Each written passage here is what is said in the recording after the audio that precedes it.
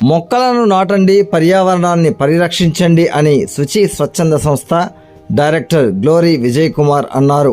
ఆదివారం ఉదయం 10 గంటలకు పూతలపట్టు మండలంలోని వెంకటాపురం దళిత ఎగువ పాలకూరు, దళితవాడ, దిగువ పాలకూరు, కిచ్చన్నగారిపల్లి, మద్దలయ్య గారిపల్లి, అమ్మేపల్లి, ఆకడంబట్టు, క్షీరసాగరం గ్రామాలలో 500 కుటుంబాలకు ఒక్కొక్క కుటుంబానికి 2 కొబ్బరి చెట్ల చొప్పున పంపిణీ చేశారు. ఈ సందర్భంగా మాట్లాడుతూ ప్రత్యేకంగా పేదలకు ఆదాయం పెరుగుదల కొరకు కొబ్బరి చెట్ల ద్వారా వారి కుటుంబాలకు ఆదాయ ఉత్పత్తి పెంపొందించాలనే ఉద్దేశంతో వర్షాలు మరింత ఎక్కువగా కురవాలని గ్రామస్తులకు చెట్ల పెంపకాన్ని చేపట్టినట్టు తెలియజేశారు.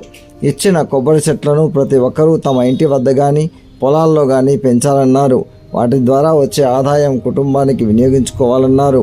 సుమారు 500 కుటుంబాలకు గాను 1000 చెట్లను పంపిణీ చేసినట్టు తెలిపారు. ఈ కార్యక్రమంలో శుచి సంస్థ కోఆర్డినేటర్లు ధనలక్ష్మి, జాకబ్, వరదరాజులు, చిన్నయ్య తదితరులు పాల్గొన్నారు.